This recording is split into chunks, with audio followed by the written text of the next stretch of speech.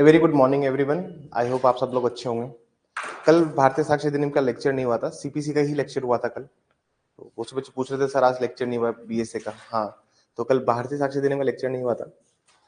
कल सिर्फ सीपीसी का ही लेक्चर हुआ था due to any unforeseen reason. चलिए, मुझे कुछ केस क्लोज लिखवाने हैं। जो बैरेट की जो चीजें हैं उसको मैं नहीं रिपीट करा रहा क्योंकि वो उसमें ऑलरेडी लिखा हुआ है and it's too much technical language, तो वो लोग चीज पूछी भी नहीं जाती है। 65 बी जो है, 65 बी का सेक्शन 63 जो है, इसकी बहुत टेक्निकल लैंग्वेज है। क्लोज 2, 3, 4 मैं नहीं लिखवा रहा, मैं सीधा एक सवाल लिखवाऊंगा आपको। डायरेक्ट रीडिंग में इसकी करवा चुका हूँ, we have already discussed Barrett thoroughly. मैं इसको नहीं लिखवा रहा। द रीजन बीइंग, मैं इसको क्यों नहीं लिखवा रहा, इसको नहीं लिखवाने का रीजन ये है क्योंकि बहुत टेक्निकल रीजन है। एक डेफिनेशन लिख लीजिए, कंप्यूटर आउटपुट, कंप्यूटर निर्गम, उसकी एक परिभाषा लिख लीजिए क्योंकि वो 3 नंबर में आ सकती है आरजेएस में। हम उसको लिख लेते हैं। 3 नंबर में मेंस में पूछी जा सकती है। They haven't asked in this definition till now, अभी तक पूछी नहीं गई है, बट इसके चांसेस हैं। लिखिए, any information content in electronic code, any information, what is computer output लिखवाया हुआ सवाल मैंने, उसका आंसर है ये। Any information content in electronic record, लिखिए, किसी भी इलेक्ट्रॉनिक अभिलेख में अंतर्विष्ट, किसी भी इलेक्ट्रॉनिक अभिलेख में अंतर्विष्ट, any information contained in electronic record which is printed on paper, which is printed on paper, which is printed on paper, which is printed on paper,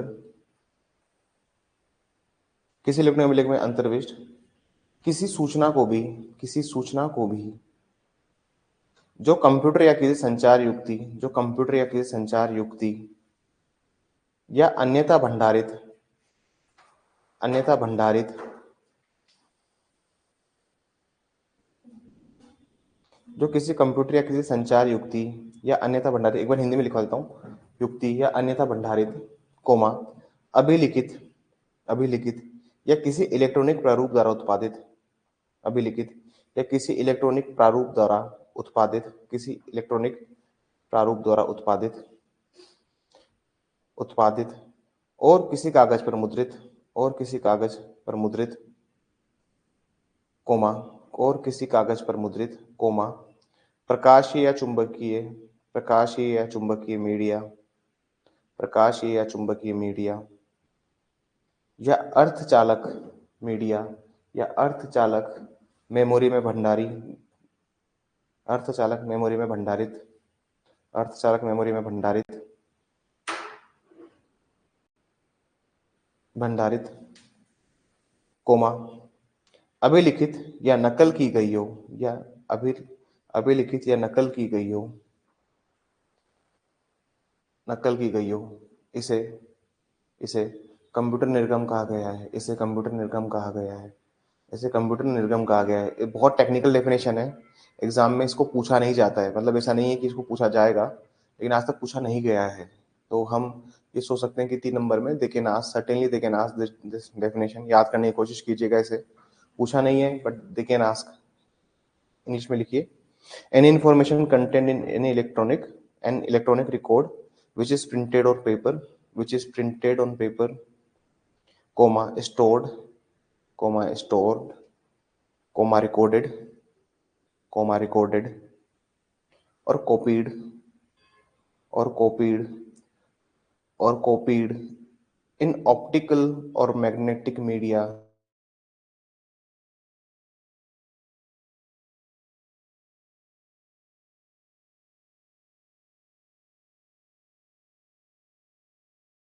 conductor memory or semiconductor memory which is produced by, which is produced by, which is produced by a computer or any communication devices, which is produced by a computer or any communication devices, or any communication devices, or otherwise stored, or otherwise stored, or otherwise stored, comma recorded, stored, comma recorded, or copied, or copied in any electronic form, copied in any electronic form is known as computer output, known as computer output. ठीक है, चलिए मेरे को जो काम करवाना है आज की क्लास में वो मैं काम करवा के खत्म करता हूँ उसे। अब बेरेट से नोट कर लीजिएगा, बेरेट से नोट कर लीजिएगा, वो नहीं पूछेगा। हाँ, इसमें से सवाल जो आता है ना, सवाल ये आता है whether the certificate is mandatory, whether the certificate is required under section 65B, section 65B earlier पहले ये सवाल आया हुआ है और मेंस में भी सवाल आया हुआ है। मैं आपको मेंस का सवाल दिखाऊंगा, आई थिंक 19 में आया है या 17 में आया है। They have asked those question also, तो हम उसको भी एड्रेस करेंगे कि क्या सवाल पूछा गया था, क्या सवाल आया है एग्जाम के अंदर। We will discuss those questions as well. ठीक है, एक क्वेश्चन लिखिए,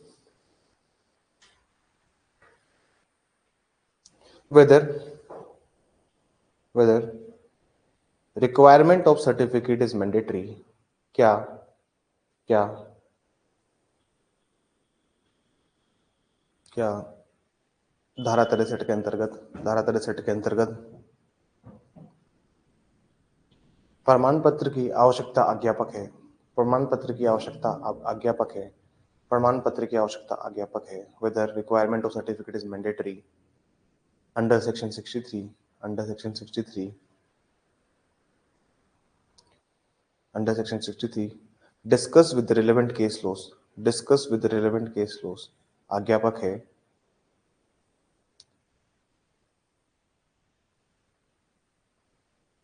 सनिर्णित व्याख्या कीजिए, सनिर्णित व्याख्या कीजिए, सनिर्णित व्याख्या कीजिए। ये सवाल जो है 6 नंबर में आएगा, आपका कितने में आएगा जी? Discuss with the case laws, discuss with the case laws, सनिर्णित व्याख्या कीजिए। ठीक है, आगे लिखिए अब इसमें।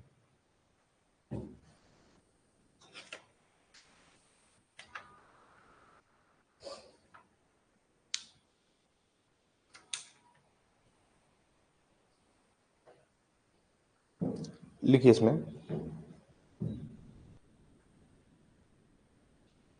लिखिए इसमें एनी डॉक्यूमेंट्री एविडेंस। अब इसका आंसर लिखवा रहा हूं मैं आपको। इसमें हम लोग जो क्लोज 2 है 3 है उसके एलिमेंट्स को हम इनकलकेट कर देंगे इसी के अंदर। लिखिए any documentary evidence, any documentary evidence by way of an electronic record, any documentary evidence by way of electronic record. कोई भी दस्तावेजी साक्ष्य, कोई भी दस्तावेजी साक्ष्य, कोई भी दस्तावेजी साक्ष्य भारतीय साक्ष्य अधिनियम के अंतर्गत, भारतीय साक्ष्य अधिनियम के अंतर्गत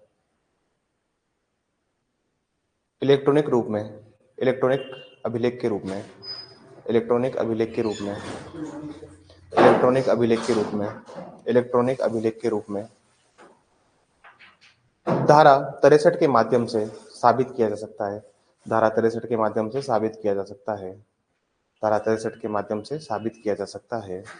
any documentary evidence by the way of electronic record under भारतीय साक्ष्य अधिनियम, अंडर भारतीय साक्ष्य अधिनियम, अंडर भारतीय साक्ष्य अधिनियम can be proved, can be proved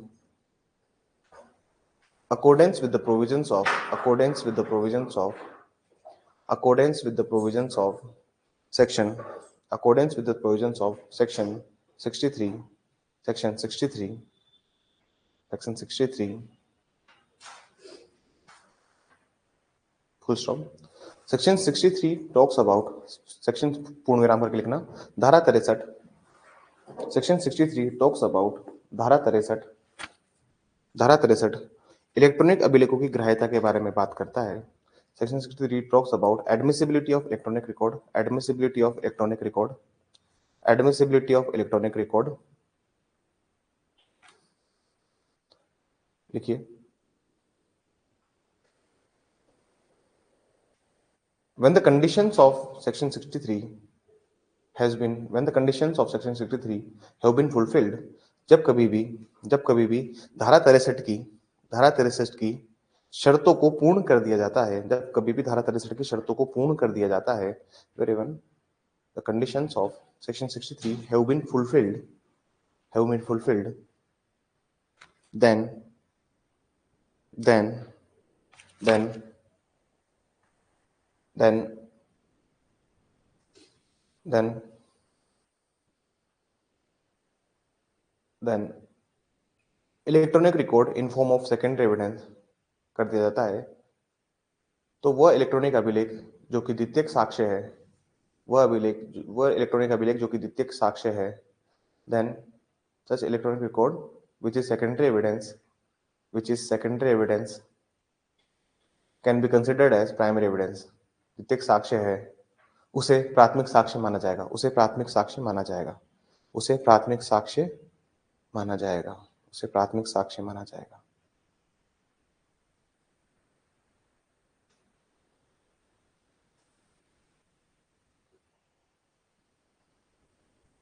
आगे लिखिए। इलेक्ट्रॉनिक अभिलेख की ग्राह्यता, पैराग्राफ में लिखिएगा प्लीज। इलेक्ट्रॉनिक अभिलेख की ग्राह्यता, इलेक्ट्रॉनिक अभिलेख की ग्राह्यता, the admissibility of electronic record, the admissibility of electronic record, which is called as computer output, जिसे कंप्यूटर निर्गम भी कहा गया है, जिसे कंप्यूटर निर्गम भी कहा गया है, which is called as computer output. It depends upon the satisfaction of four conditions. It depends upon the satisfaction of the four condition. It depends upon the satisfaction of the four condition. It depends upon the satisfaction of the four condition. कहा गया है वह धारा 63 की, वह धारा 63 दो की, ऐसे लिखिए, वह धारा 63 दो की चार शर्तों, वह जो कि धारा 63 दो की चार शर्तों पर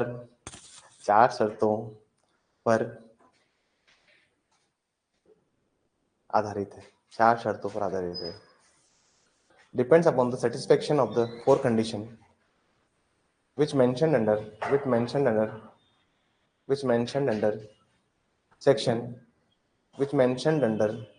section 63 close to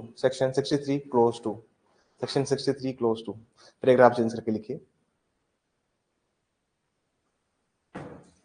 पैराग्राफ लिखिए। These conditions are following. ये शर्तें निम्नलिखित है, ये शर्तें निम्नलिखित है। ये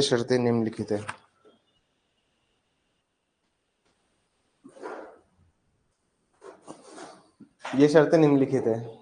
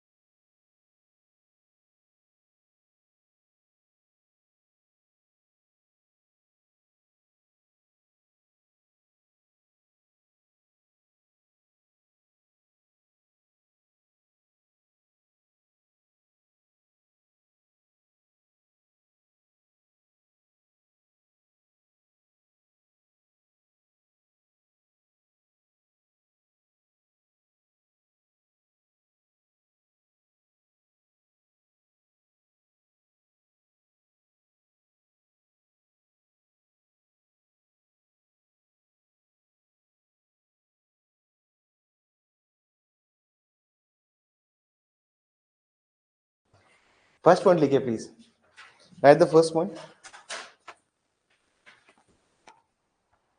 the certifying authority,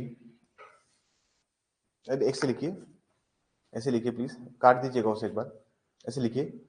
this certificate identify the electronic record containing the statement. This certificate, point number 1 लिखिए, this certificate identifying the electronic record containing the statement. यह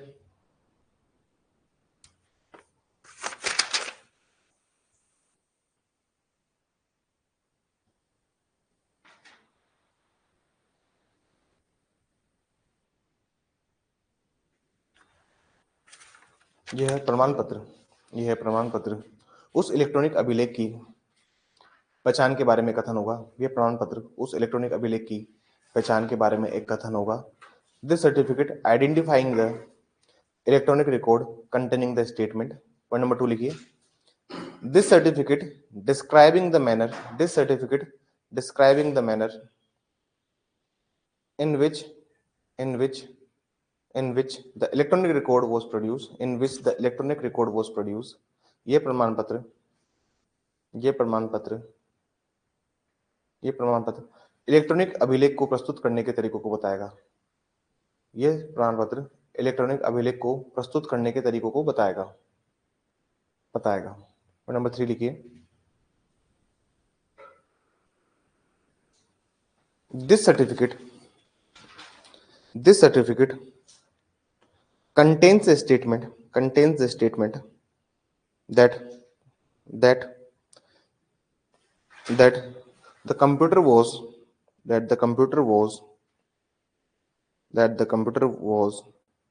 or having lawful control यह प्रमाण पत्र ये भी बताएगा कि कंप्यूटर का उपयोग उस पर विधिपूर्ण नियंत्रण करने वाले व्यक्ति का है। कंप्यूटर का उपयोग उस पर विधिपूर्ण नियंत्रण करने वाले व्यक्ति का है। चौथा पॉइंट लिखिए, चौथा है ना, लिखिए, this certificate as per the schedule part A, this certificate as per the schedule part A, यह प्रमाण पत्र अनुसूची के भाग क के अनुसार होगा। यह प्रमाण पत्र अनुसूची के भाग क के अनुसार होगा। पैराग्राफ चेंज करके लिखिए, बस 4 पॉइंट ही मेरे को लिखवाने से। आगे लिखिए,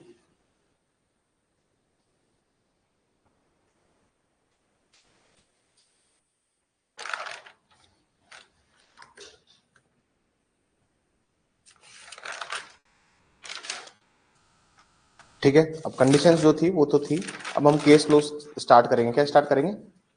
D, I am dealing with the case loss. Just रफली आप लिखना, मार्क्स जो यहाँ पे आपको मिलेंगे वो किस पे मिलेंगे सर? केस लॉस पे मिलेंगे, क्योंकि केस लॉस क्या है सर, लगातार इवोल्व हो रहा है ये पूरा एरिया। क्या हो रहा है सर? इसमें बहुत बदलाव हुए हैं इस एरिया में, तो मुझे लगता है यहाँ से केस लॉस पूछा जाएगा। और टी नसीर हो या फिर रविंद्र सिंह अलियास काकू हो, they will ask the certain case laws to you. जी एक फ्रेश पन्ना ले लीजिए, या फिर आपकी जो कॉपी है सर, आपकी कॉपी ऐसे होती है ना, तो उसको ऐसा करके सुला दीजिए कॉपी को। कॉपी क्या कीजिए, हाँ ऐसे सुला दीजिए। Very good. आप यार आपकी कॉपी ऐसे होती है ना, तो उसको ऐसे कर लीजिए, सुला दीजिए उसे। चलिए सुला दिया कॉपी को। चलो एक डायग्राम बना दो, सारे केस लोग उससे मैं लिखवा देता हूँ। हम शुरुआत करते हैं सबसे पहले। देखो मेरे पास स्क्रीन ऐसी है, इसको मैं ऐसे करके छोटा बड़ा कैसे, मेरे पास बहुत बड़ी स्क्रीन है, लेकिन आपको कागज में ऐसे लिखना है, ठीक है। पहला है सर, पहला केस जो आएगा नवजोत संधू। पहले मैं साइटेशन लिखा चुका हूँ सबकी, ठीक है ना। नवजोत संधू, अब जो नवजोत संधू केस था उसमें क्या बोला गया वो लिखिए सीधा। क्या बात बोली गई नवजोत संधू में, लिखिए। अरे नवजोत संधू समझ में आ रहा है कैसे लिखवाऊंगा भाई? क्या बात बोली गई वो लिखवाऊंगा, साइटेशन ऑलरेडी लिखवा चुका हूं। लिखिए इसमें 2005 जजमेंट है, लिखिए इसमें A certificate under section 65B4, A certificate under section 65B4। अब सेक्शन 65B4 क्यों लिखवा रहा हूं? क्योंकि उस टाइम जो जजमेंट था उस टाइम B4 ही था ना। The certificate under section 65B4 of the Indian Evidence Act 1872 of the Indian Evidence Act 1872 धारा 65B4 के अंतर्गत दिया जाने वाला प्रमाण पत्र, धारा 65B4 भारतीय साक्ष्य अधिनियम 1872, धारा 65B4 भारतीय साक्ष्य अधिनियम 1872 के अंतर्गत दिए जाने वाला प्रमाण पत्र आवश्यक नहीं है या आज्ञापक नहीं है, इज नॉट मैंडेटरी, आज्ञापक नहीं है या आवश्यक नहीं है, जो भी आपको ठीक लगे। और आगे लिखिए डॉक्यूमेंट, पैराग्राफ लिखिए,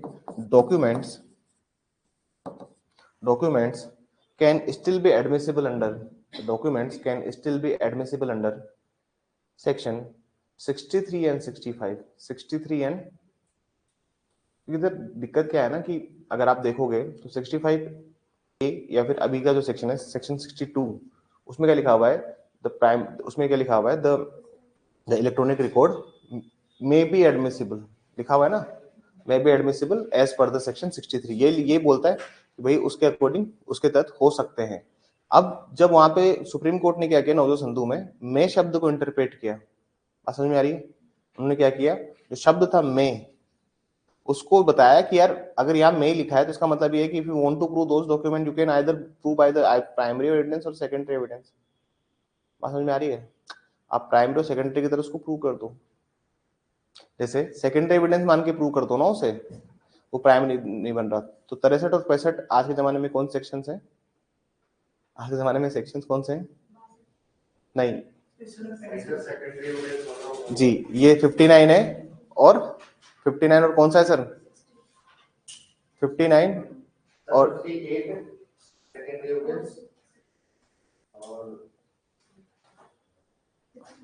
सर वो जो सेक्शन था ना 65 वो हट चुका है अब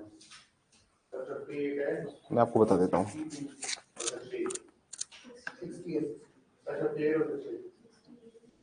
58 और 60 अब वो सेक्शन कौन से हो गए 58 और 60 अब वो सेक्शन कौन से में हो गए 58 60 तो आप चाहो तो उनको सेकेंडरी एविडेंस की तरह प्रूव कर दो क्योंकि उसमें दिया हुआ है ना सर 60 के अंदर कि किन किन तरीकों में सेकेंडरी एविडेंस आप दोगे बात समझ में आई तो ये कहना चाह रहा है कि कोई मैंडेटरी नहीं है नवजोत संधू ने साफ बोल दिया कि हाँ होगा इलेक्ट्रॉनिक एविडेंस अपने घर होगा इलेक्ट्रॉनिक रिकॉर्ड होगा अपने घर होगा हम तो सेकेंडरी एविडेंस मान के उसको प्रूव कर देंगे नोटिस तो सामने वाली पार्टी को नहीं दे रहा है तो आप अपने हिसाब से दे दो। अब इस जजमेंट को ओवररूल किया किसने अनवर पीवी ने किसने किया अनवर भाईजान ने इसको क्या कर दिया सर अनवर पीवी जो जजमेंट था अनवर पीवी जजमेंट जो था 2014 का जजमेंट है ये। अब इस जजमेंट ने क्या बोला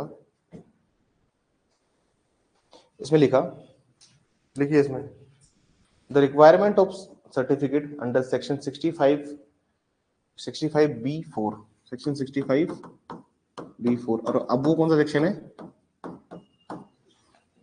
4 the requirement of the certificate under section 65B4 is mandatory is mandatory is mandatory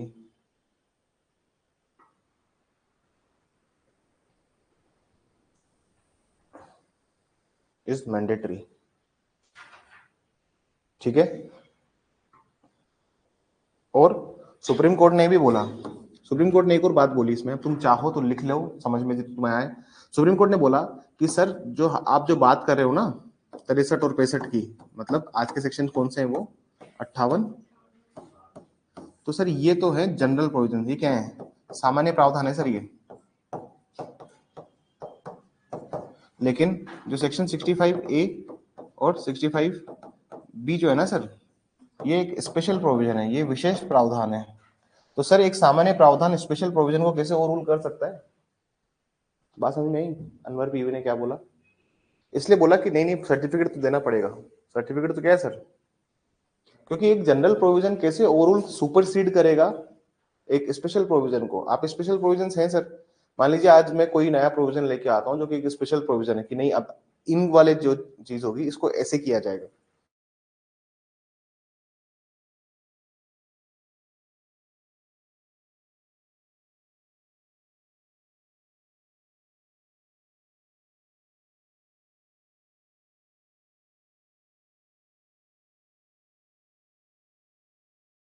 विधायक देखिए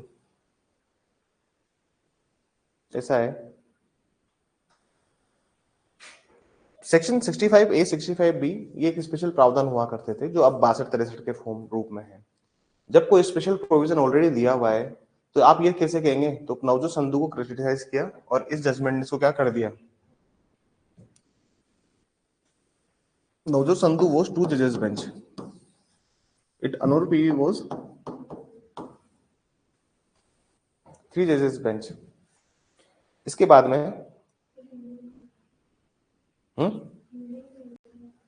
हिंदी में लिखिए ना, मैंडेटरी है, बस आज्ञापक है।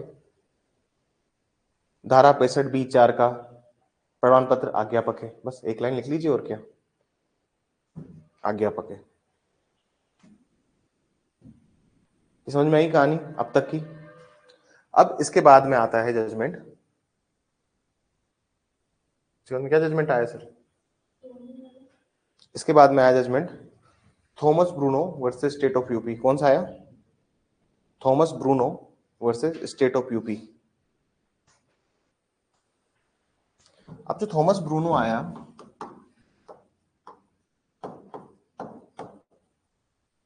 ये केस नहीं लिखवाया मैंने, स्टेट ऑफ यूपी, ये भी सुप्रीम कोर्ट का जजमेंट है, ये 2015 का जजमेंट है। इस थॉमस ब्रूनो ने बोला, थॉमस ब्रूनो ने क्या बोला सर? थॉमस ब्रूनो ये कहता है कि, ये बोलता है कि जो जजमेंट है आपका, कौन सा, नवजोत संधू वाला, उसी जजमेंट पर क्या करना चाहिए, उसी जजमेंट पर रिलाई करना चाहिए। उसी जजमेंट पर क्या करना चाहिए सर? रिलाई करना चाहिए। Anwar PV is not a good judgment, इन्होंने ये बोल दिया। इन्होंने क्या बोला सर? कि नवजोत संधू पे रिलाई करो और अनवर पीवी को इग्नोर कर दो। थॉमस ब्रूनो, इसमें एक लाइन लिख लीजिए, this judgment relied on Navjot Sandhu, this judgment relied on Navjot Sandhu. इस निर्णय ने, इस निर्णय ने नवजोत संधू मामले पर, इस निर्णय ने नवजोत संधू मामले पर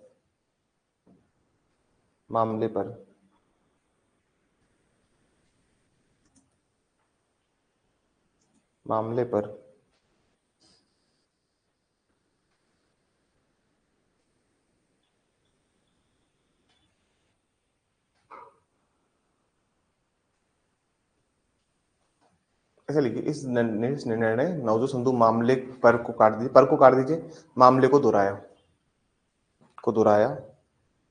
and it ignored Anwar PV judgment, तथा अनवर पीवी मामले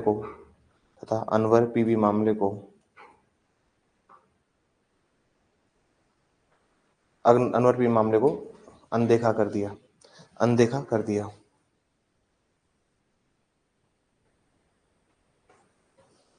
फिर एक केस आया। अब देखो सुप्रीम कोर्ट क्या बुलाए, मैं आपको बताता हूँ। Sonu versus MCD of Delhi, state of Haryana. अब सुप्रीम कोर्ट ऐसा है ना, मैं आपको क्या ही बताऊं, ये तो हायर कोर्ट्स हमारी ना लोअर जुडिशरी की हालत खराब करके रखती है। किसकी हालत खराब करके रखती है? अरे जितने भी सुप्रीम कोर्ट हाई कोर्ट है ना, लिखिए आप लोग, 17 है इसका। अब सुप्रीम कोर्ट क्या है ना सर, अरे कोई फर्क नहीं पड़ता 2016-17 का, ही सब फालतू बातें हैं। ईयर का साइटेशन का कोई फर्क नहीं पड़ता, अंदर जो कंटेंट लिख रहे हो that matters the most. Forget about the year. कल एक इवनिंग में भी एक बच्चे बोल रहे थे, अरे एक केस लिखवाया था मैंने निपुण सक्सेना, पोक्सो में जजमेंट लिखवाया था निपुण सक्सेना। तो कह रहे थे सर इट वॉज 2018 जजमेंट। कब आया? 18 में आया निपुण सक्सेना। देखो सर 11 दिसंबर 2018 का जजमेंट है। तो मैंने उसको बोला साइटेशन, भाई इसको साइट कब किया है? साइटेशन जो जिस बुक में उसको एंट्री मिली है वो 2019 की बुक है, उसका साइटेशन 2019 हो गया है, जजमेंट की डेट 18 की है। डेट का फर्क नहीं पड़ता, तुम जो कंटेंट है उसको देखिए। अब सोनू वर्सेस स्टेट में क्या पता क्या बोलते हैं, आप भी ये बात याद रखिए। सुप्रीम कोर्ट हाई कोर्ट ना बहुत सिद्धांतिक बातें और कभी कभी बहुत प्रिंसिपल्ड बातें भी करती है, लेकिन बातें करने से काम नहीं चलता सर। जैसे अभी मान लीजिए, अभी जजेस को बोल दिया है कि आप 10 पुराने केस सोल्व करो और 5 नए।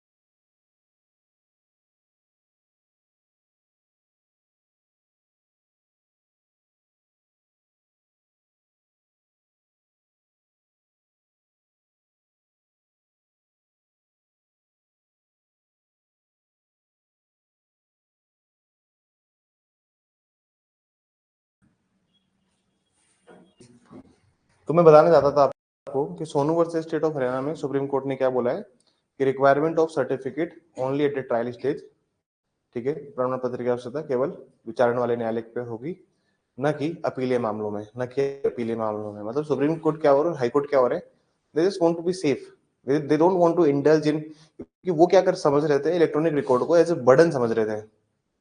देखिए इलेक्ट्रॉनिक रिकॉर्ड को सम्मान दीजिए, बात समझ में आ रही है?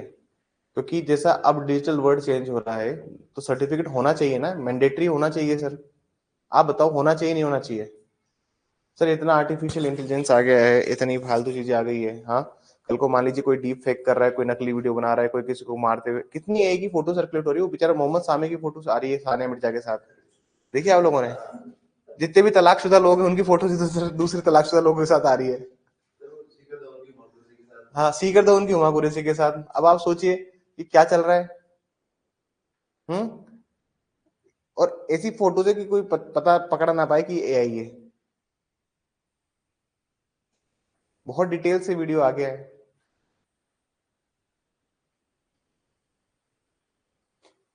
अब डीप फेकिंग तो बहुत इजी है आजकल। फोटो फुट लगा दे, हमारा एडिटर है, उसने एक पता नहीं कौन से होर्डिंग पे भी थान लोग अकेडमी का लगाया और नीचे गाड़ियां निकल रही है, उसमें लग रहा है कि हमारी होर्डिंग वहां पे लगी होगी। मतलब एक ऐसे उसने एड बनाया, वीडियो इसमें बहुत ट्रैफिक निकल रहा है बहुत तेज, और वहां पूरा ऐसे होर्डिंग पे अभिधान लोग अकेडमी चमक रहा है, शाइन कर रहा है। ये क्या है?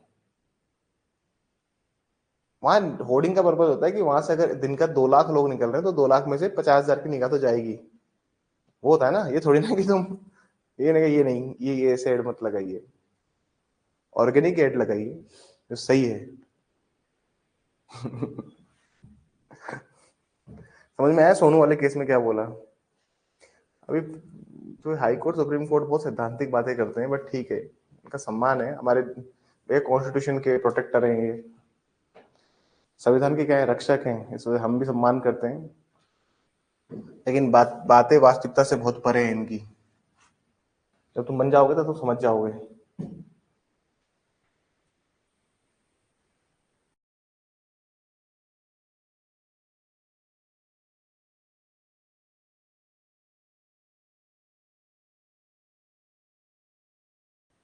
ऐसे हालात है। अब लिखिए, आगे लिखिए। Shafi Mohammad case, Shafi Mohammad case was very very balance judgment. Shafi Mohammad case तो मुझे सबसे अच्छा जजमेंट लगता है इस मामले में। देखिए,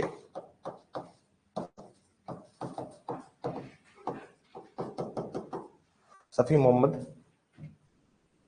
अब शफी मोहम्मद जजमेंट में एक बहुत अच्छी बात बोली डिवाइस के ऊपर। डिवाइस मतलब होता है उपकरण। इसने बोला सर अगर उपकरण, इसने बोला कि सर अगर उपकरण, अगर डिवाइस पोजीशन में है, किसमें, आपके कब्जे में है, तो फॉलो करो किसको, अनवर पीवी को, ठीक है। और अगर आपके कब्जे में नहीं है, और ये बिल्कुल परफेक्ट बैलेंस जजमेंट था, ये आपको सबसे अच्छा जजमेंट ये लगेगा इसमें। अगर आपके कब्जे में नहीं है तो फिर फॉलो करो किसको,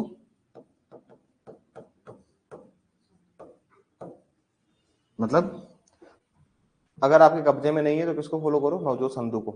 यूजुअली क्या होता है, जैसे मान लीजिए सामने दो घर थे सर, मैं पहले ही बता चुका हूँ, दो घर है, इसकी बेचारी गाड़ी चोरी हो गई यहाँ से ठीक है ना। अब जहां से चोरी हुई, इस आदमी ने अपने घर के पास सीसीटीवी लगा रखा है। अब वो कह रहा है कि भैया फोटो दे दे, तेरे कैमरे में आया होगा, लेकिन वो उसकी खुन्नस है, वो फोटो नहीं दे रहा। वो फोटो नहीं दे रहा, फोटो मांग रहे हैं। हमको मान लीजिए इसी से इसके पड़ोसी से झगड़ा हो गया, इसका दोनों से झगड़ा हो गया इसका, फोटो दे दे, नहीं दे रहा। इस बेचारे ने क्या किया, कहीं से भी जुगाड़ कर कर, नौकर उसको जुगाड़ कर कर पेन ड्राइव में वो फोटोज मंगवा लिए। है तो वो सेकेंडरी एविडेंस है ना, टेक्निकली है क्या वो, सेकेंडरी एविडेंस ही है सर, और क्या है वो। आप उनको प्राइमरी एविडेंस थोड़ी कहेंगे, आप तो क्या कहेंगे उन्हें, सेकेंडरी एविडेंस ही कहेंगे। तो कोर्ट कह रहा है कि अगर आपके पोजीशन में कैमरा, जैसे मान लीजिए मेरे घर में कैमरा लग रहा है और मेरी, सपोज करो एक आदमी घर में कैमरा लग रहा है, उसकी गाड़ी चोरी हो गई, ठीक है ना, तो वो बेचारा खुद तो फोटो देगा ना अपना, तो वहां तो कह रहा है कि उसको तो वो तो उसके लिए सर्टिफिकेट मैंडेटरी कर दो। लेकिन अगर किसी दूसरे के पोजीशन में है तो फिर नवजोत संधू में आप उस एविडेंस का उसके पास आ जाता है कहीं से, तो आप उसको सेकेंडरी की तरह एडमिसिबल कर लो। नोटिस भेज देगा वो आदमी, भाई दे दे, क्या बोलेगा, भाई दे दो कैमरे की रिकॉर्डिंग, नहीं देगा तो फिर वो अपना लगा देगा, और क्या। समझ में आई। तो Shafi Mohammad was very balance judgment, मतलब शफी मोहम्मद तो अच्छा जजमेंट है। अब मान लीजिए पड़ोसी ने, सीसीटीवी में रिकॉर्ड हुआ है कि आप मारपीट हुई है आपके साथ, अब जो पड़ोसी है और पड़ोसी ने मारपीट करी है, तो वो सर्टिफिकेट क्यों देगा। समझ में आ रही बात। वो बोल देगा ना कि यार मेरे को कानूनी कार्रवाई में नहीं पड़ना, मैं क्यों सर्टिफिकेट दूं आपके लिए। पड़ोस में मारपीट हुई है, उसके कैमरे में पूरा कैद हुआ है, उसने मना कर दिया कि यार देखो यार कल को मुझे भी मार पीट सकते हैं, मेरे घर में भी बच्चे हैं, छोटे बच्चे हैं, ये वो, मैं तो नहीं दूंगा। फिर मान लीजिए आपने गूगल मैप से इमेज निकाली है कब्जे की, किसकी इमेज निकाली है, आपकी जमीन पर कब्जा था, गूगल मैप पे गए आप और आपने बता दिया कि देखो सर 2 साल पहले का, this was the photo.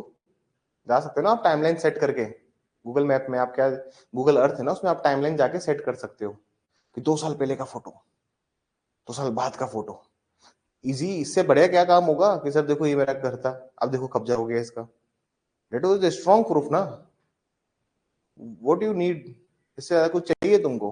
Hmm Google Earth पे, गूगल अर्थ मतलब उसमें पूरा दिखता है आपको कि भाई यहाँ किसका मकान है, यहाँ क्या है, यहाँ क्या है, सब उसमें पता देख लिया आपने, कब सर कब्जा, देखो कब्जा किया है इसने, और अभी रिसेंट 2 साल का कब्जा हुआ है, 12 साल का लिमिटेशन है, मैं कर सकता तो मैंने कर दिया। अब मान लीजिए उसने गूगल मैप से निकाल दी, तो फिर अब सर्टिफिकेट कहाँ से लाओगे भाई। क्या गूगल आपको सर्टिफिकेट देगा क्या। हाँ बताओ, कौन है गूगल का, सुंदर पिचाई। क्या सुंदर पिचाई आके आपको देंगे। अपने गूगल रिव्यू पता नहीं कि सुंदर पिचाई ने कमेंट किया हुआ है, फर्जी आईडी बना के, फेक लगता है वो कमेंट। अपनी कोचिंग पे रिव्यू किया हुआ है, पता नहीं कि कौन है सुंदर पिचाई आप में से, जिसने सुंदर पिचाई की आईडी बना रखी है, उसने कमेंट कर रखा है, फोटो भी सुंदर पिचाई का लगा रखा है। गूगल रिव्यू होता है ना सर, तो उसमें सुंदर पिचाई नाम से किसी ने कमेंट कर, टीम दिखा रही थी सुंदर पिचाई कौन है, यार पता नहीं कौन है। गूगल का सीईओ आपको रिव्यू कर रहा है।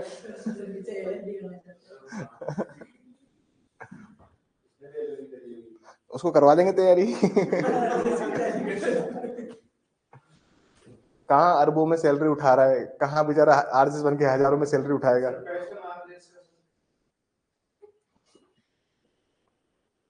तो you to understand that thing also, ये चीज भी आपको समझनी पड़ेगी कि मान लीजिए आपने गूगल मैप से कोई इमेज उठा ली, अब जो इमेज आपने ली है, the image you have captured from the Google map itself, अब सर जो गूगल मैप से इमेज है आप उसको कल को बोलते हो कि नहीं नहीं this is a primary evidence, this is secondary evidence, तो क्या, अरे तो गूगल आगे थोड़ी ना आपको सर्टिफिकेट देगा कि हाँ ये ओरिजिनल है बिल्कुल। कैसे आजकल बहुत दिक्कत है, आजकल आपने बताया गूगल लोकेशन टैग कर देते हैं अपन, जियो टैग, जिसको जियो टैग कहते हैं। फोटो में क्या होता है ना सर, जैसे आपकी फोटो है, यहाँ पे पूरी आ जाएगी कि क्या लोकेशन है इसकी, इसका लेटीट्यूड क्या है, लैंगिट्यूड क्या है, इसका अक्षांश क्या है ना, मतलब कहाँ खड़ा है ये भी एडिटेड होता है, क्या होता है ये भी, इसको भी एडिट करना बहुत आसान है, कुछ नहीं है हमारा वो करता रहता है एडिटर, कहीं किसी इमेज का वो काट के इस पे चिपका दिया ले, समझ में आई। It's very easy trick. तो कोर्ट कह रहा है कि आप, अगर आपके पास में सीसीटीवी है, कंट्रोल है, तो सर्टिफिकेट दे दो, तो वहां पे लगाओ अनवर पीवी। अगर आपके पास में सर्टिफिकेट नहीं है, मतलब आपके पास में कैमरे की पोजीशन ही नहीं है, मारपीट हुई है, पड़ोसी आपको सीसीटीवी क्यों देगा भाई, तो फिर वहां पर आप सेकेंडरी एविडेंस की तरह उसको यूज करो। बैलेंस जजमेंट था ये, it was a balance judgment, 2019-18 का है जजमेंट, कब का है, इट वाज अ बैलेंस्ड।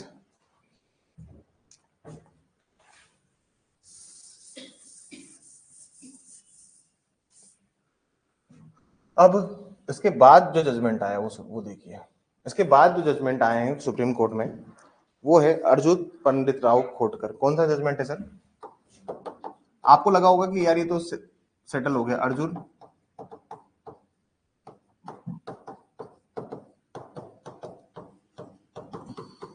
अभी मेरे को एक और आपको हाई कोर्ट और सुप्रीम कोर्ट का कारनामा दिखाता हूँ।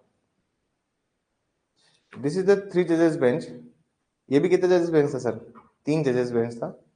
अब शफी मोहम्मद के साथ दिक्कत क्या थी सर? शफी मोहम्मद था ना, ये सिर्फ सारा 2 जजेस बेंच था। क्या था ये? दिस वाज द 3 जजेस बेंच। अर्जुन पंडित राव खोडकर, इसके बाद अर्जुन पंडित राव काकू अलियास आय वाला जजमेंट आ गया, इसके बाद टी नसीर आ गए, so and so four judgment सारे लिखवा देता हूँ मैं आपको। अर्जुन पंडित राव खोडकर क्या बोलता है वो सुनिए। ये बोल रहा है कि सर सर्टिफिकेट मैंडेटरी है। क्या बोल रहा है?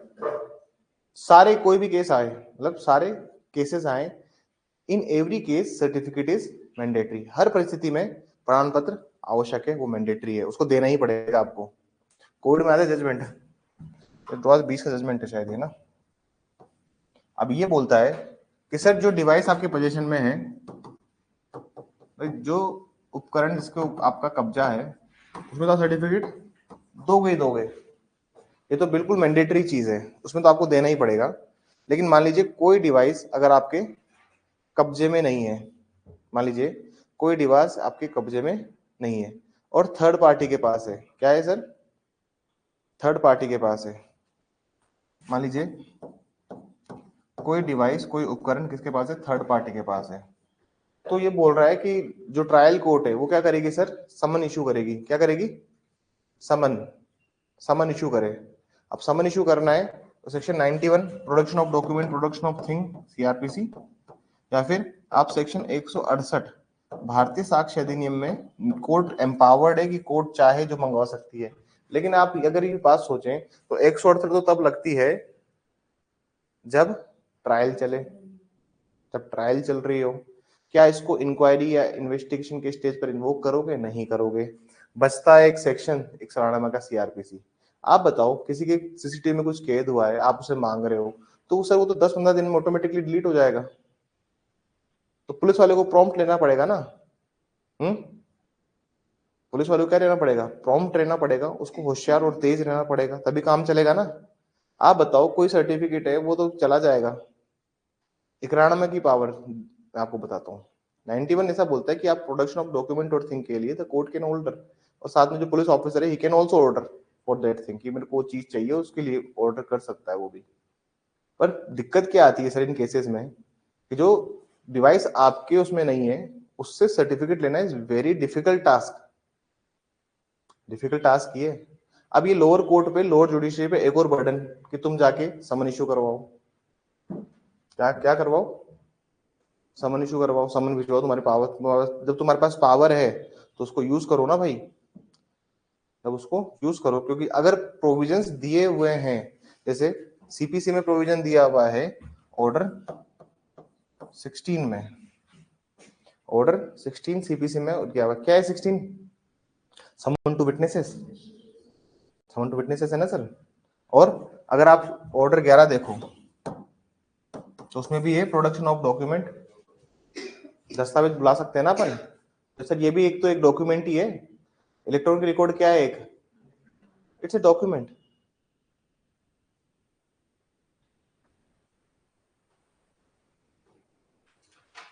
समझ में आया? तो अर्जुन पंडित राव खोटकर ने क्या बोला, समझ में आया ना? बस लिखवाना क्या है इसमें, और क्या, यही होता है।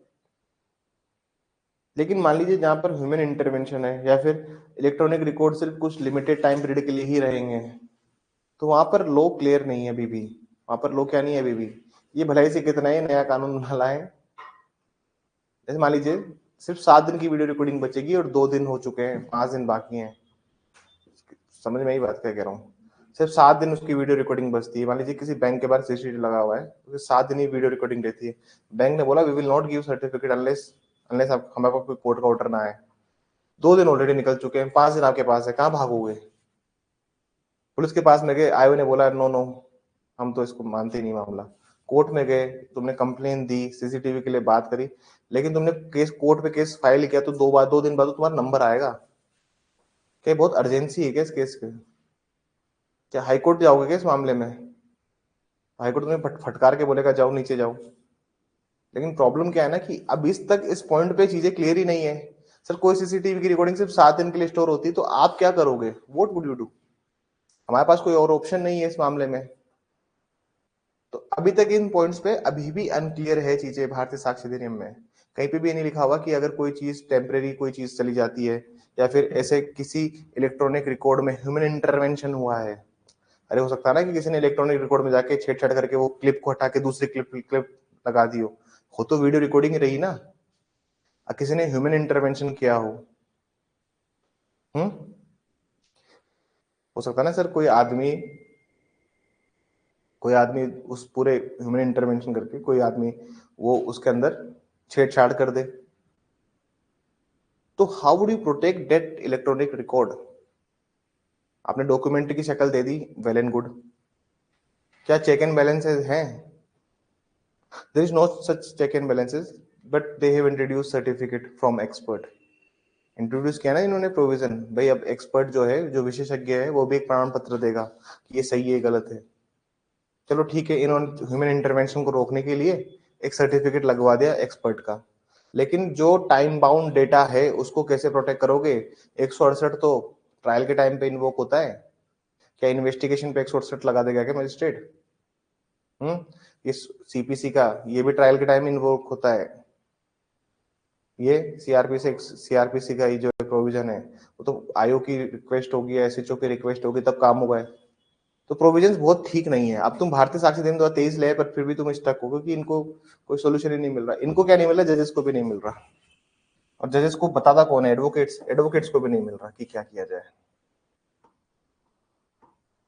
सर इसी जजमेंट को कुछ जजमेंट्स ने रिकॉग्नाइज किया। केस का नाम लिख लीजिए, रविंद्र अलियास काकू। सर सवाल आ जाएगा, ये देख लेना आप आने वाले एग्जाम में।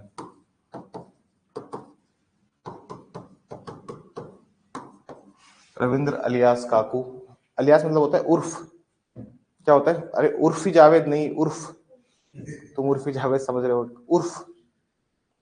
उर्फ का मतलब होता है कि हाँ, दूसरा नाम। जैसे इनका नाम है शुभम, इनका नाम शुभम अलियास शुभम हरियाणा, ऐसे भी हो सकता है ना। Ravindra alias Kaku versus State of Punjab, versus State of Punjab. 2022 का जजमेंट है शायद। मई 2022 का जजमेंट है ये। इसके बाद इसी जजमेंट को फिर से रिआइट्रेट कर दिया, इसी जजमेंट को फिर से दोहरा दिया T Naseer, sorry, State of Karnataka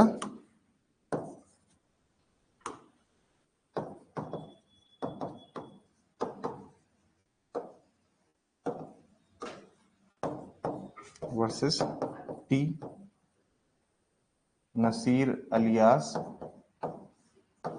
Naseer, T Naseer alias Naseer, Naseer alias Naseer.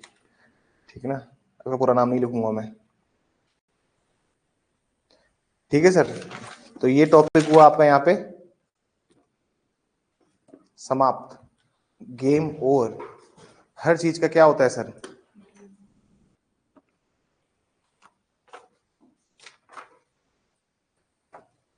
सबको मकर संक्रांति की बहुत बहुत बधाई ना, और जो घर जा रहा है मिठाई लेके आना। सर्टिफिकेट दे रहा है।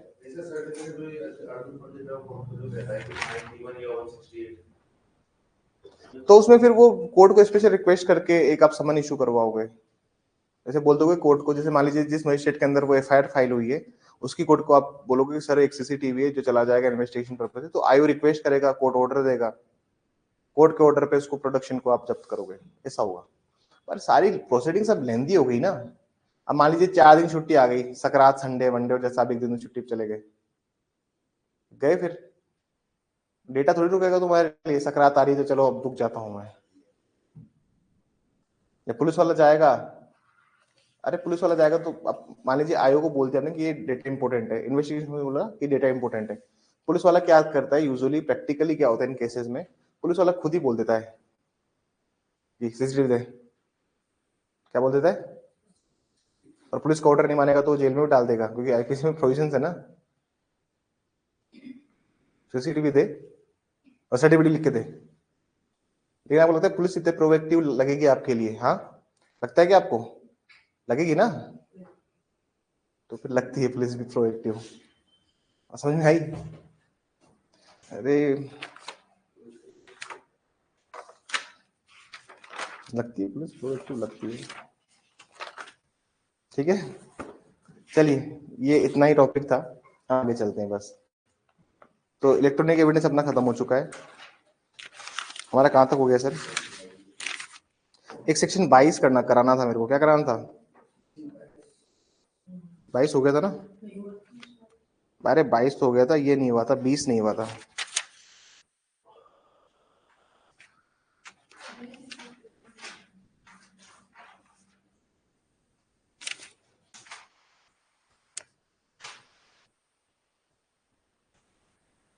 इक्कीस बाद में कराऊंगा, 21 को पढ़ाऊंगा 132 के साथ, ठीक है ना? 20 देख लो।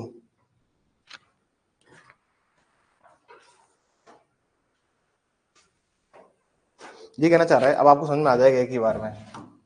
आ जाइए वापस 20 पे, जल्दी से इसको खत्म कीजिए, मैं आगे बढ़ूंगा। लिखिए इसमें, लिखिएगा, समझिए इसमें 20 क्या बोलता है। 20 से कहता है सर, ओरल एविडेंस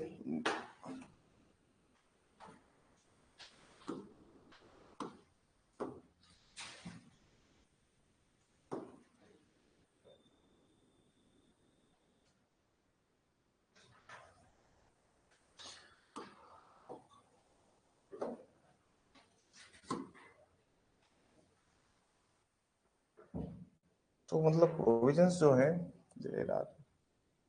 एसजेवीएनएल किस किस का केस था ये? बताइए किसी का केस था ये? एसजीबीएनएल, सीसीसीएचआईएम।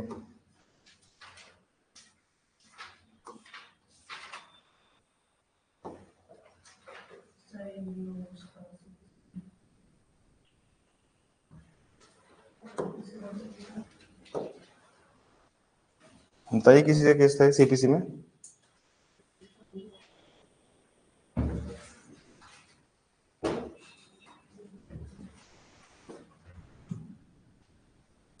ठीक है, समझिए जल्दी से, इतना समय दूंगा ही मैं अब इसमें। क्या कहना चाह रहा है सर ये कहना चाह रहा है oral admission as to the contents of document are not relevant. मतलब ये कह रहा है, जनरल रूल की कह रहा है कि अगर आप किसी डॉक्यूमेंट्स के कंटेंट्स का, जो कंटेंट लिखे हो ना सर, अगर आप इसके कंटेंट का आप बोलोगे, ओरली कोई चीज बोलेंगे, मौखिक रूप से कोई कहेंगे, तो वो चीज क्या होगी? सुसंगत नहीं होगी, वो चीज रिलेवेंट नहीं होगी। कह रहा है oral admission at the contents of documents are not relevant. अब ये कह रहा है सर, पहली बात तो सामान्य नियम तो यह है कि अगर आपने किसी ने मौखिक साक्ष्य दिया है, मौखिक वृत्तांत दिया है किसी दस्तावेज के अंतर वस्तु का, मान लीजिए मैंने कोई डॉक्यूमेंट देखा और मैं उसको ओरली बोल रहा हूं, तो कह रहा है कि ये रिलेवेंट नहीं है जब तक कि the party proposing to prove them shows that he is entitled to give second evidence of the content of the document. जब तक कि वो जो शर्तें दी हुई ना सर सेक्शन 60 के अंदर, वो 60 की शर्तों को पूरा नहीं करता, डॉक्यूमेंट डिस्ट्रॉय हो गया है, लॉस्ट हो गया है, दूसरी पार्टी के पास में, ये है वो है, सब समझ में आई बात? जब तक तो कोई सबको सेटिस्फाई नहीं करेगा वो ओरल अकाउंट आगे पूरा समझ में, इसलिए उस टाइम रुकवा दिया था मैंने, वरना तुमको समझ में नहीं आता सर क्या ओरल अकाउंट क्या है। तो आगे समझ में, पढ़ लीजिए पूरा। Under the herein rules content unless the genuineness of document produce. ठीक है ना सर?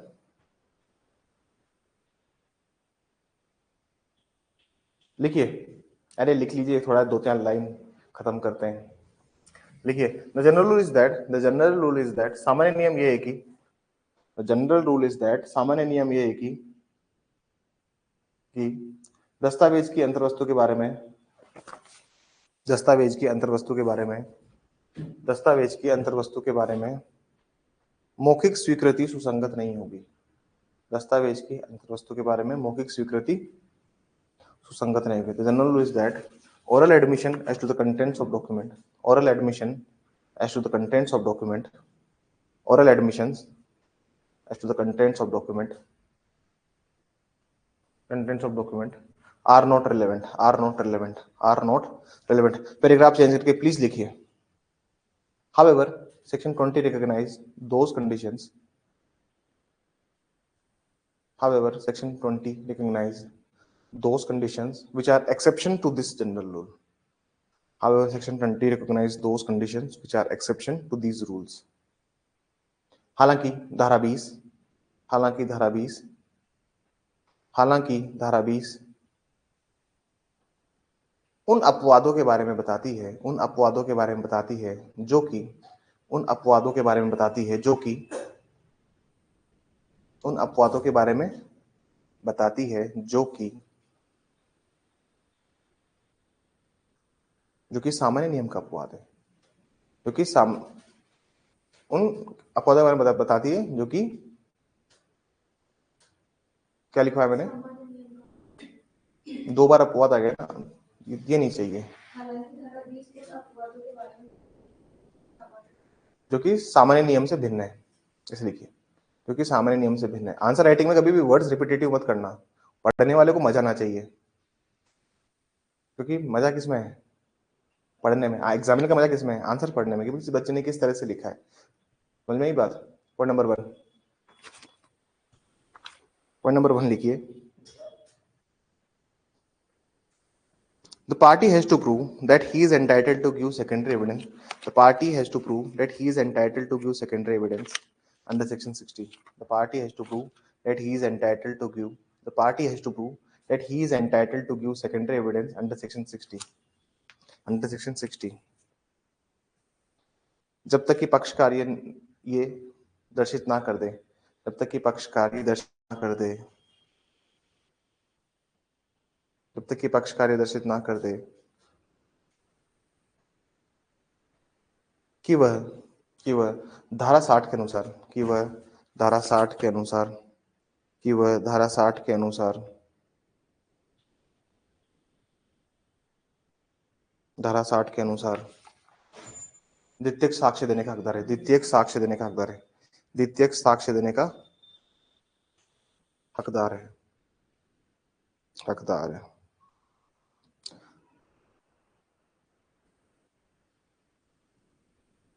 सेकंड पॉइंट लिखिए,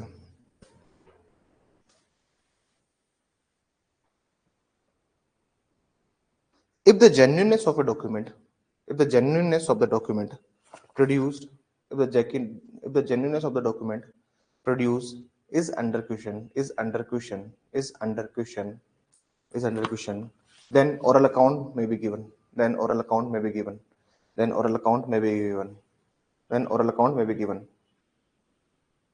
जहां कहीं भी दस्तावेज का असली होना प्रश्नगत है, जहां कहीं भी दस्तावेज का असली होना प्रश्नगत है, जहां कहीं भी दस्तावेज का असली होना प्रश्नगत है, तो उस मामले में मौखिक स्वीकृति दी जा सकती है, तो उस मामले में मौखिक स्वीकृति दी जा सकती है। मतलब डॉक्यूमेंट ही आपको लग रहा है कि आपने उस डॉक्यूमेंट को, आपने उस पर से उस डॉक्यूमेंट को ही चैलेंज कर दिया, आपने दस्तावेज को ही बोल दिया कि दस्तावेज ही गलत है, जेन्युइननेस के ऊपर सवाल आ गया कि सर डॉक्यूमेंट असली नहीं है। आप समझ में आ रही ना, कोई पार्टी बोल रही कि ये डॉक्यूमेंट ही फर्जी बनाया हुआ है, तो फिर आप ओरल अकाउंट दोगे उसका। अच्छा फर्जी है तो ओरिजिनल में ये पॉइंट था, ये पॉइंट था, ये पॉइंट था, ये पॉइंट था, ये पॉइंट था, सारे पॉइंट है इसमें, हाँ है, तो फिर ये ओरिजिनल नहीं है। समझ में? आप अगर ओरिजिनल को चेंज कर दोगे, जैसे मान लीजिए किसी कोर्ट में बोला हुआ है कि इस कोर्ट में और कोई भी अपशब्दों का प्रयोग आप नहीं करेंगे, क्या नहीं करेंगे, अपशब्दों का प्रयोग नहीं करेंगे, जब तक कि मैटर इन क्वेश्चन ही वो ना हो। जैसे मान लीजिए एक सरपंच साहब को किसी ने गालियां दी भर भर के, कुछ जाति सूचक, मान लीजिए SC/ST का मामला था, जाति सूचक शब्द कहे गए थे और कुछ अलग ऐसे शब्द थे जो कि थोड़ा डेरोगेटरी रिमार्क्स थे, समझना बात, कुछ डेरोगेटरी रिमार्क्स वाले शब्द भी कहे गए थे, SC/ST का मामला था, कोर्ट में मैटर चल रहा था।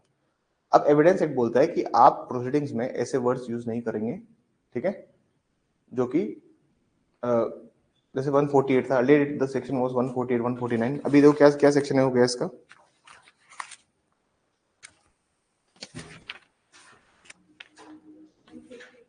कितना क्या हो गया, 150, अच्छा 152 हो गया है, नहीं वो नहीं हुआ है, ये 150, आप ये पढ़िए 144 पढ़िए, इंडिसेंट एंड स्कैंडलस क्वेश्चन, अशिष्ट और कलंकनात्मक प्रश्न। समझ में ही बात। तो ये जो मान लीजिए उसमें भी आप देखना, अब उसमें भी आप देखिएगा 154 में भी आप देखिएगा, उसमें भी एक शब्द दिया हुआ है इसमें कि अगर वो मैटर खुद क्वेश्चन के रूप में आया है कोर्ट के सामने, तो फिर तो आपको बोलना पड़ेगा ना सर। जैसे सेम चीज डॉक्यूमेंट के ऊपर भी है। मान लीजिए कोई पार्टी कह रही कि document is correct, document is not correct, वो जेन्युइननेस के ऊपर ही सवाल उठा रही है, तो बोलोगे ना कि चलो ठीक है नहीं है, तो बताओ आपने जो डॉक्यूमेंट देखा था उसमें क्या क्या था, ये डॉक्यूमेंट अलग कैसे है। Now you tell me how that document is different from this document. बोल सकते हैं ना अपन। वही वाली बात है ये। ठीक है सर, ये हो गया यहाँ पे खत्म, आगे चलते हैं। Let's move forward.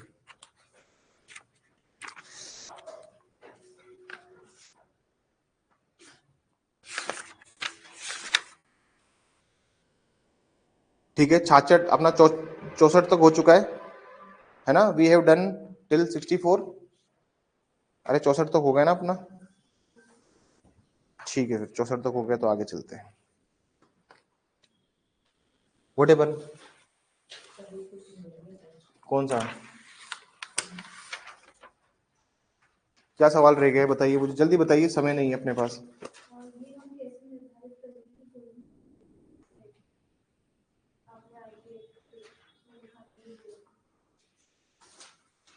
इंग्लिश में बताओ। बता तो दिया, उसमें डेफिनेशन पढ़ाई तो थी। आई 2 1 T पढ़ाई तो थी ना। 2 1 T में नहीं बताया था मैंने कि आप कैसे आइडेंटिफाई करेंगे जो भी स्टोर होता है साउंड के रूप में इलेक्ट्रॉनिक फॉर्म में आप ट्रांसमिट करते हो। बता तो दिया, बता तो दिया भाई। क्या एक्सपेक्ट करते हो लिखाऊं उसे? हाँ तो फिर हर चीज थोड़ी लिखाई जाती है। ये तो आउट ऑफ वो है, आउट ऑफ बॉक्स सब पढ़ रहे हैं हम इतना सारा, तो थोड़ा सा तो आप भी कष्ट पाओ। जाके देखो 2 1 T में क्या था। We have discuss everything in the class. चलिए अब आइए एक सवाल लिखिए। What are the various kinds of document? What are the various kind of document, and how they can be proved, and how they can be proved, how they can be proved, and how they can be proved. विभिन्न प्रकार के दस्तावेज क्या हैं, विभिन्न प्रकार के दस्तावेज क्या हैं, और उन्हें कैसे साबित किया जाएगा, और उन्हें कैसे साबित किया जाएगा। What are the various kinds of document and how they can be proved, and how they can be proved. विभिन्न प्रकार के दस्तावेज क्या है और उन्हें कैसे साबित किया जाएगा।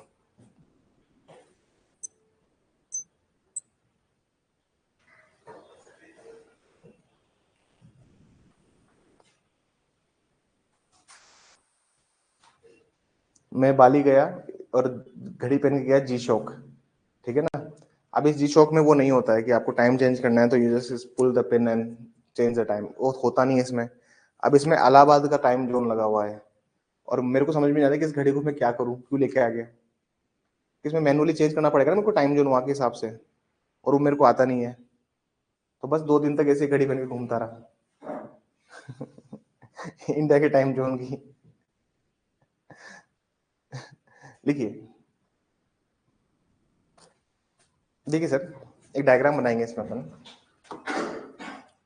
3 तरह के डॉक्यूमेंट होते हैं टेक्निकली। कितने तरह के डॉक्यूमेंट होते हैं? एक होता है सर अटेस्टेड डॉक्यूमेंट। क्या होता है?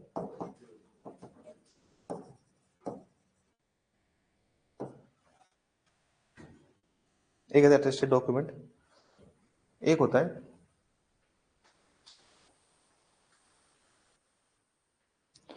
अटेस्टेड डॉक्यूमेंट जिसको कहते हैं अणुप्रमाणित। क्या कहते हैं? अणुप्रमाणित दस्तावेज।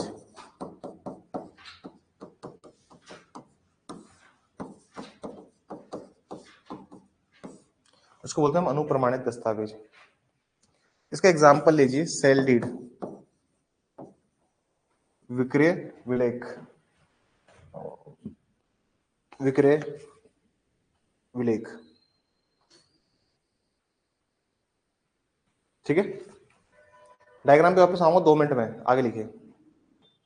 Not required by law to be attested, not required, not required by law to be attested. विधि द्वारा अणुप्रमाणित होना आवश्यक नहीं है। विधि द्वारा अणुप्रमाणित होना आवश्यक नहीं है। विधि द्वारा अणुप्रमाणित होना आवश्यक नहीं है, विधि द्वारा अनुप्रमाणित होना आवश्यक नहीं है, not required by law to be attested, but if attested, परंतु यदि अनुप्रमाणित करवाया जाता है, बट इफ अटेस्टेड, यदि अनुप्रमाणित कराया जाता है, यदि अनुप्रमाणित कराया जाता है, but if attested considered as non attested, considered as non attested, यदि अनुप्रमाणित कराया जाता है तो भी अनुप्रमाणित माना जाएगा, तो भी अनुप्रमाणित माना जाएगा, कंसिडर्ड एज नॉट अटेस्टेड। जैसे मान लीजिए अब तुम थे लो के समझदार बच्चे, अरे बहुत से बच्चे क्या होते हैं ना सर, बहुत सारे बच्चे होते हैं डेड होशियार, क्या होते हैं, देयर इज ए प्रकृति ऑफ स्टूडेंट डेड होशियार। डेड होशियार का मतलब होता है अब वो आया जयपुर में मकान लेने, कहीं से उसने पढ़ा था कि लीज भी करा सकते हैं अपन मकान का, क्या करा सकते हैं, लीज। अब ऐसा है सर, रेंट जो होता है ना, लीज के लिए मिनिमम 1 साल होना चाहिए, मिनिमम कितना होना चाहिए, 1 साल, और रेंट के लिए आपका, इसलिए रेंट एग्रीमेंट कितने का होता है, 11 महीने का होता है, क्योंकि अगर आप 12 का करा दोगे तो लीज लगेगी, लीज अगर आप कराओगे तो लीज का मतलब होता है कि आपने लीज कराया है, उसके साथ में विद दैट लीज आपको क्या करना पड़ेगा सर, सुनिएगा ध्यान से, विद दैट लीज, उस पर्टिकुलर लीज के साथ में आपको क्या करना पड़ेगा, उसकी फीस देनी पड़ेगी, अटेस्टेशन कराना पड़ेगा, लीज को रजिस्टर कराते हो आप। अब जैसे मान लीजिए किसी आदमी ने 2 महीने वो लेने के लिए प्रॉपर्टी लेने गया और 2 महीने में उसने क्या करा लिया, प्रॉपर्टी लीज, और लीज को तो सर आपको पता है रजिस्टर्ड कराना पड़ता है, तो कुछ प्रभाव हो क्या, क्योंकि लीज खुद बोलते हैं 1 साल हो तब जाके प्रभाव होगा। किसी आदमी ने 2 महीने की लीज भी रजिस्टर्ड करवा रखी है, मतलब not required by law to be attested, but if attested considered as non attested. समझ में आ गई कहानी क्या है, क्योंकि देखिए सर, अगर मान लीजिए मेरे को बिजनेस करना है 5 साल का, तो मैंने 5 साल के लिए बिल्डिंग पूरी लीज पे ले ली, मैंने कहा लॉन्ग टर्म पूरा लंबा खेल खेलूंगा मैं, मैंने वो सोच के आया हूँ, मेरी मेंटेलिटी है कि यार मेरे को कहीं से 1.5-2 करोड़ की लॉटरी लगी, करोड़पति जीत के, और मैंने कहा यार कपड़ों का शोरूम खोलते हैं, बहुत मार्जिन है कपड़ों में, कपड़ा ले सस्ते में, बढ़िया 2-3 टेलर हायर कर लो, हेमांग, मृदुल, शुभम जैसे, और उनको बिठा दिया अपनी दुकान पे, वे ट्रेलर का नाप आप लेते रहते दिन भर, मैंने 5 साल की लीज ले ली, तो उसका कोई फायदा भी है ना।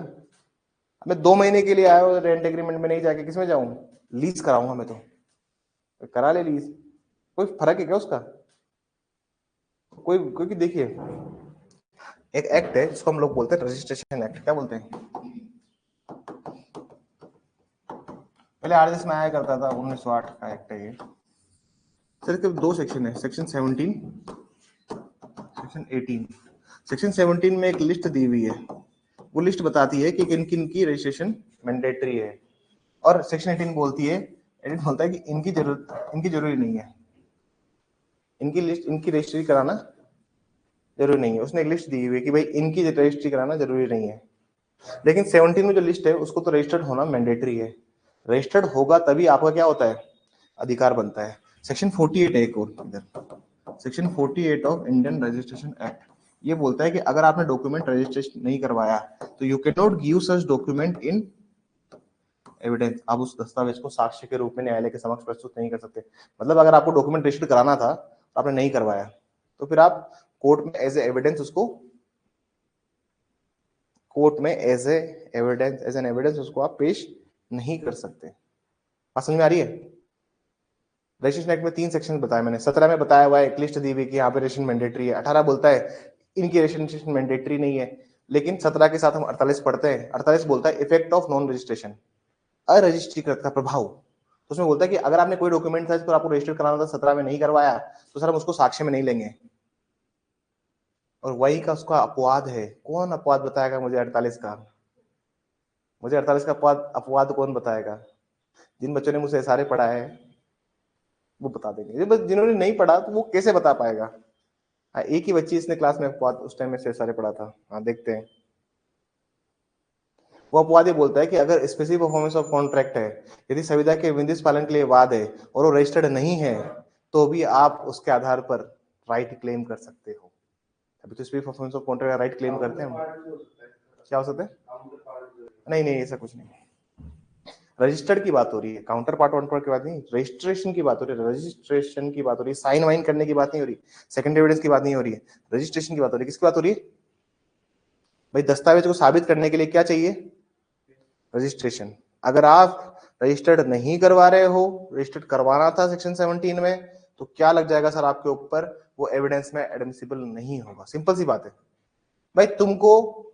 तुमने मकान खरीदा, तुमको जो आदमी ना जिसने तुम्हें मकान भेजा वो बोला सर रजिस्ट्री करवा लो, रजिस्ट्री करवा लो, रजिस्ट्री करवा लो। लेकिन आप थोड़े कंजूस टाइप के, कौन कौन बता रहा है उनको नगर निगम को? क्या बोल रहे हो? नगर निगम को कौन बता रहा है जाके? हेमंग ज्वाइन करना थोड़ी देर के लिए। भाई नगर निगम को कौन बता रहा है? अपन हम हिसाब से देख लेंगे। आप 50,000 ऊपर से लो, किसी को कुछ बताने की जरूरत नहीं है। गाड़ी थोड़ी रही जो रोड पे पुलिस पकड़ लेगी तो आरसी चेक कराएगा, तब तो चलो पता चले कौन आ रहा है घर में चेक करने, किसके नाम पे कौन सा मकान है। घर में कौन चेक करने आ रहा है ये कौन बता रहा है? तो वो जो जिसने मकान बेचा वो कहता है रुक बेटा अभी बताता हूँ तेरे को मैं। रजिस्ट्रेशन नहीं करवाया ना उसने, नहीं कोई एग्रीमेंट था, सो सीधे किसी एक्स वाई को बोल दिया कि जा कब्जा कर ले उसके मकान पे। क्या बोला? जा कब्जा कर ले उसके मकान पे, 2 दिन के लिए गाँव, सर मैं गाँव जाता हूँ वीकेंड। ओके ओके, मंडे को मिलते हैं, संक्रांत के बाद मिलते हैं। क्या बोला? मंडे को मिलते हैं, संक्रांत के बाद मिलते हैं, पतंग काट के मिलते हैं। बस फिर कट गई पतंग। तो अब वो बोल रहा है सर मैंने खरीदा है, तो कोर्ट बोल रहा है कि खरीदा है तो तेरा राइट रजिस्टर्ड होगा ना। राइट का है, अधिकार बता तू तेरा। अब suppose if there is no right, तो 48 ये बोलता है अगर रजिस्टर कराना था नहीं करवाया तो भैया इसमें गलती किसकी है? आपकी। सिर्फ स्पेसिफिक परफॉर्मेंस ऑफ कॉन्ट्रैक्ट में ये एक एक्सेप्शन का बात करता है। 48 देख लेना, इंडियन एडिशन एक्ट। तुम भी पढ़ोगे सर याद हो जाएगा, ऐसा नहीं है। मैं देखिए, तो तुम लोगों को कंप्लीटली पढ़ लोगे ना बहुत सारी बार, तो तुमको लगेगा अरे यार सब बातें घुमा फिरा के एक ही है। जैसे समुद्र का पानी घूमता है ना, आपको पता है समुद्र में करंट बनता है, वो पानी घूमता रहता है, चलता रहता है। अरे पृथ्वी गोल है ना, समुद्र का पानी घूमता रहता है ऐसे। ये जो करंट्स बन, अरे नहीं बस, अरे नहीं नहीं बस, अरे नहीं नहीं, अरे बस करो यार, तुम लोग बुद्धिहीन बातें करते हो बस। लो के विद्यार्थियों मुंह कम खोला करो अपना, हर जगह मुंह नहीं खोलना होता है। लो के विद्यार्थी जो होते हैं ना बहुत नाप तोल के बोलते हैं। देसी वकालत करनी तो गांव चले जाओ, टपरी पे बैठना, दिन की 4 चाय पीना और वही बातें फटकारना। तो जैसे पानी घूमता रहता है ना तो पूरे समुद्र में तो करंट बनता है, मतलब हर ओशन का पानी रोटेट करता है। तो वैसे ही सर जब तुम पढ़ लोगे पूरा लो 15 महीने तक, जब भी तुम्हारा कंप्लीट होगा, तो उस time you will realise that everything everything is the same. सब कुछ एक ही है। तुम सिविल को क्रिमिनल में ले आओगे, क्रिमिनल को सिविल में ले आओगे, सब कुछ सेम ही है, और तुमको रियलाइज होगा ये बात। ठीक है सर। तो हम 2 चीजों की कंडीशन हम पढ़ चुके हैं, ये भी समझ में आ गया होगा, समझ में आ गया होगा। ठीक है। अब सेक्शन 18 की बात है, मतलब ये जो बात कर रहा है ना सर, ये 17 हो गया टेक्निकली और ये हो गया 18, और इफेक्ट ऑफ नॉन रजिस्ट्रेशन 48 हो गया, मतलब अरजिस्ट्रीकृत का प्रभाव 48 हो गया। आगे देखिए, थर्ड जो है वो है अनअटेस्टेड डॉक्यूमेंट। कोई कोई डॉक्यूमेंट ऐसे होते हैं जिनको अटेस्टेड अनअटेस्टेड डॉक्यूमेंट्स होते हैं, जिनको अन लिखिए अन अनुप्रमाणित, अन अनुप्रमाणित दस्तावेज, अन अनुप्रमाणित दस्तावेज। जैसे आप खाना खाने गए जोमेटो में, जोमेटो स्विगी साहब ने कुछ मंगाया, वो बिल भी भेजता है ना साथ में, अब वो बिल है सर, क्या उसको रजिस्टर्ड कराओगे जाके रजिस्ट्रार के ऑफिस में? तो कुछ डॉक्यूमेंट्स की कोई जरूरत नहीं रजिस्टर करवाने की, है ना। मान लीजिए आप शॉप मॉल में शॉपिंग करने गए और आपने देखा कि यार आज तो 10,000 की शॉपिंग हो गई, चलो इसको रजिस्टर करवाया जाए, और बताएंगे पुरानी पीढ़ी को 10,000 की शॉपिंग करी है। ऐसा होगा क्या? Something which is not required to be attested. बात समझ में आ रही है? ठीक है।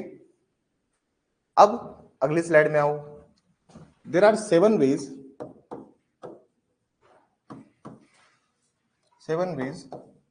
To prove a document. किसी दस्तावेज को साबित किए जाने के 7 तरीके हैं। किसी दस्तावेज को साबित किए जाने के कितने तरीके हैं सर? अरे किसी दस्तावेज को हम कितने तरीकों से साबित कर सकते हैं? 7 तरीकों से हम किसी दस्तावेज को साबित कर सकते हैं। ठीक है, 7 तरीके हम कब पढ़ेंगे? संक्रांति के बाद। पतंग ध्यान, हाँ संक्रांति की छुट्टी है आज 14 को, 15 को नेक्स्ट क्लास है। Next class will be on the 15th। Timing जो होगी 9-10 बजे की होगी।